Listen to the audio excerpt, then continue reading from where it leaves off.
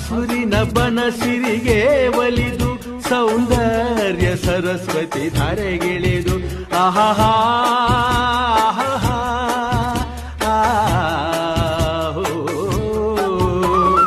ಹರಿಯುವ ನದಿಯಲ್ಲಿ ಜಾಡಿ ಹೂವನದಲ್ಲಿ ನಲಿಯುತ್ತ ಓಲಾಡಿ ಚೆಲುವಿನ ಬಲೆಯ ಬೀಸಿದಳು ಈ ಗಂಧದ ಗುಡಿಯಲ್ಲಿ ನೆಲೆಸಿಹಳು ಇದು ಯಾರ ತಪಸ್ಸಿನ ಫಲವೋ ಈ ಗಂಗಳು ಮಾಡಿದ ಪುಣ್ಯವೋ